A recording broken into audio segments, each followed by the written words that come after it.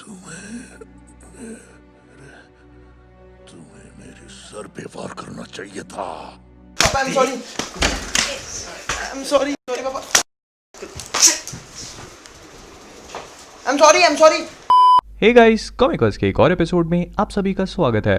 तो भले ही olympiad clear करने वाले हो या अपने पापा से चप्पल खाने वाले, ये बात तो सबको पता है कि इस देश का, इस दुनिया का फ्यूचर बच्चे ही हैं। अरे भाई समझ के बोल रहा हूँ यार, बुरा लगता है भाई, आप लोग भी जानते हो यार। प्लीज भाई, मैं भाई समझ के बोल रहा हूँ दोस्तों। ओह सॉरी, यूथ ही इस दुनिया का फ्यूचर है। और आज ऐसे ही एक और फ्यूचर की बात मैं आप सबसे करने वाला हूँ, जो हमारी रियलिटी ना हो के भी पिछले कुछ टाइम में ऐसा लगने लगा है जैसे अपनी रियलिटी से ज्यादा रियल हो। और वो फ्यूचर है एमसीयू का। तो कॉमिकवर्स से मैं हूं मोहित, और आज हम बात करने वाले हैं कि जो हमारे एवेंजर्स हैं उनके बच्चे आखिरकार कौन है, कैसे हैं और कभी हमें एमसीयू में देखने को मिल सकते हैं। और क्योंकि doctor strange, black panther, guardians of the Galaxy और स्पाइडरमैन जैसे कैरेक्टर्स की कहानी अभी सिर्फ शुरू हुई है, तो हम यहाँ पर उन हीरोज की या फिर उनके बच्चों की बात नहीं करेंगे। हम उनकी बात करेंगे जो अपनी स्टोरी को खत्म कर चुके हैं या फिर करने वाले हैं, यानी कि हमारे मेन एवेंजर्स। तो बिना टाइम वेस्ट किए चलिए शुरू करते हैं।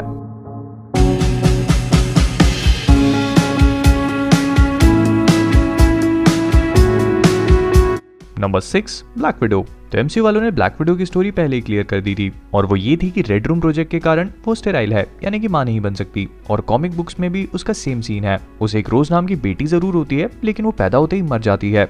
और अगर ऑल्टरनेट यूनिवर्स की बात करें तो यहाँ पर कैप्टन अमेरिका के साथ उसका एक बेटा जरूर है, जिसके बारे में हम आगे बात करेंगे।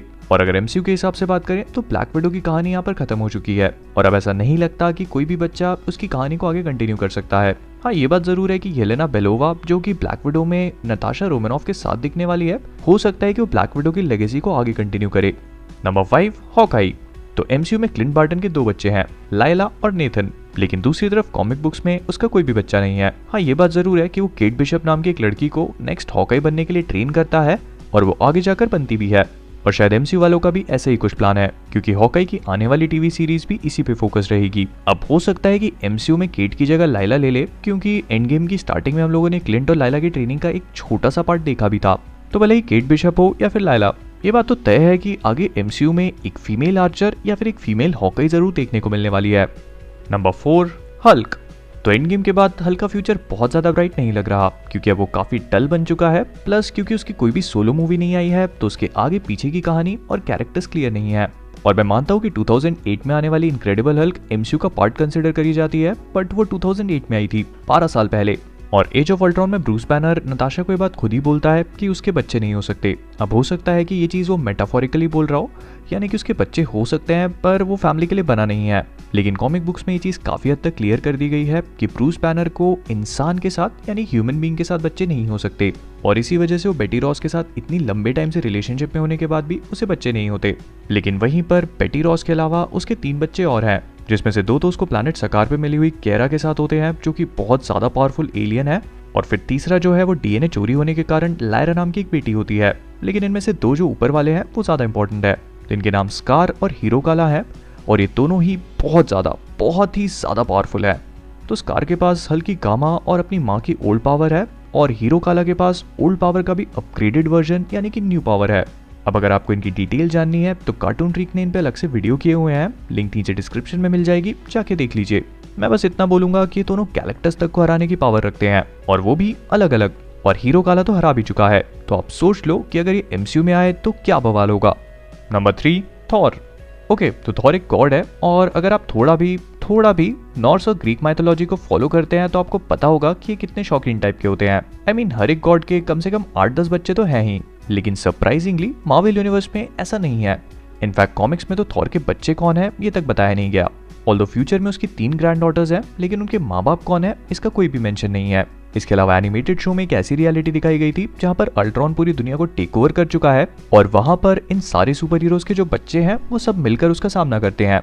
और इन्हीं में टॉरन नाम की एक सुपर हीरो होती है, जो कि थॉर और सिफ की बेटी दिखाई गई है। इसके बाद कॉमिक बुक की एक ऑल्टरनेट रियलिटी में मैग्नी थॉरसन को दिखाया गया है, जो कि थॉर का ही बेटा होता है। लेकिन ये रियलिटी में थॉर और बाकी के एस्गार्डियंस जो है वो इविल होते हैं, और इतना ही नहीं, ये लोग अर्थ पर राज भी करते हैं। अब फ्रैंकली स्पीकिंग ऐसा नहीं लगता कि इनमें से कोई भी सिनेरियो एमसीयू में पॉसिबल हो सकता है, क्योंकि फिलहाल थॉर की एटलीस्ट एक मूवी तो आनी बाकी है, और हमें ये भी नहीं पता कि उसका लव इंटरेस्ट जेन फॉस्टर है या कैप्टन मार्वल। और एंड गेम के एक डिलीटेड सीन में तो उसने वैल्करी को भी किस करने की कोशिश करी है, प्लस इन्फिनिटी वॉर में गमोरा पे भी ट्राई मार रहा था। तो पहले माँ डिसाइड हो जाए फिर बच्चे देखेंगे। Number 2, captain America. अब पहले मुझे कैप के लिए बहुत दुख होता था, क्योंकि ऐसा लगता था कि सारी दुनिया का बोझ अपने कंधों पे उठाने के बाद भी हमारे कैप शायद वर्जिन ही मरने वाले हैं। लेकिन एंड गेम की टाइम ट्रैवल भोकाली ने वक्त, हालात, जज्बात सब बदल के रख दिए। और अब टाइम में पीछे रुककर उन्होंने रियलिटी चेंज करी है या नहीं, इससे फर्क नहीं पड़ता, क्योंकि पेगी और उनके बच्चे तो हुए ही होंगे। और अगर ये मान के चलें कि स्टीवी पेगी के सीक्रेट हस्बैंड थे, तो वो बताती है कि उनके 2 बच्चे हैं, जिनका अभी तक एमसीयू में कोई भी मेंशन नहीं है। और अगर कॉमिक बुक्स और एनिमेटेड शोज की बात करें, तो उसी अल्ट्रॉन वाली रियलिटी में जहाँ पर हमने थॉर की बेटी को देखा था, वहाँ पर ब्लैक विडो और कैप्टन अमेरिका का एक बेटा भी है, जिसका नाम है जेम्स रॉजर्स, और ये अपने फादर की तरह ही एक सुपर सोल्जर है, जिसे टोनी स्टार्क मेंटोर करता है और उसके लिए एक होलोग्राफिक शील्ड भी बनाता है। अब इसके बाद कॉमिक बुक्स के एक व्हाट इफ सिनेरियो में सारा नाम की उसकी एक बेटी भी दिखाई गई है, लेकिन ये सारी चीजें इतनी इंपॉर्टेंट नहीं है। अब मैं आप सभी को एक बहुत ही मस्त चीज बताता हूँ। तो मार्वल का अल्टीमेट यूनिवर्स, जो मेन स्टोरीज पे बड़े बड़े खतरनाक ट्विस्ट लेने के लिए फेमस है, उसने एक ऐसा ही ट्विस्ट कैप्टन अमेरिका के बेटे के साथ भी लिया। अब क्या होता है कि इस यूनिवर्स में गेल रॉजर्स नाम की कैप्टन अमेरिका की एक फियांसे होती है, जिसके साथ उन्हें एक बेटा होता है। लेकिन कैप्टन अमेरिका फ्रीज हो जाते हैं और उनका यही बेटा बड़ा होके बनता है इस यूनिवर्स का रेड स्कल, जो छोटे छोटे बच्चों को मारने से लेकर ऐसे ऐसे कांड करता है कि मेन वाला रेड स्कल भी शर्म के मारे अपना लाल मुंह छुपा ले। और फाइनली उसे रोकने वाले भी कैप्टन अमेरिका होते हैं। अब एमसीयू में कौन सा बेटा आप सभी देखना चाहते हैं, इसे कमेंट्स में बताओ। Number 1, iron man.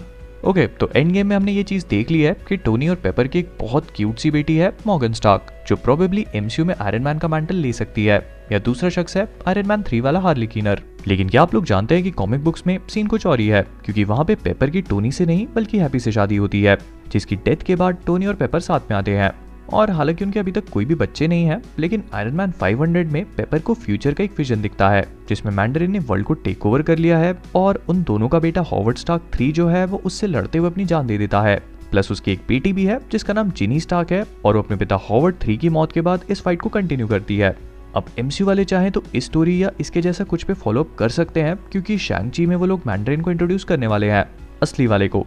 तो मे बी ऐसा कुछ हो सकता है कि हार्ली, क्योंकि एक टेक जीनियस होता है बचपन से ही, तो वो सूट्स को डिजाइन करे और मॉर्गन उनको पहनकर आयरन हार्ट या फिर आयरन मैन का मैंटल संभाले, ठीक वैसे ही जैसे कॉमिक बुक्स में रिरी विलियम्स ने किया। और सिंस हम लोग रिरी विलियम्स की बात कर ही रहे हैं, तो सिविल वॉर 2 में आयरन मैन की मौत होने के बाद रिरी विलियम्स ही वो शख्स होती है जो आयरन हार्ट की मैंटल को संभालती है। अब मूवीज में क्या होगा, एमसीयू में क्या सिनेरियो होगा, ये सारी चीजें आपके ऊपर है।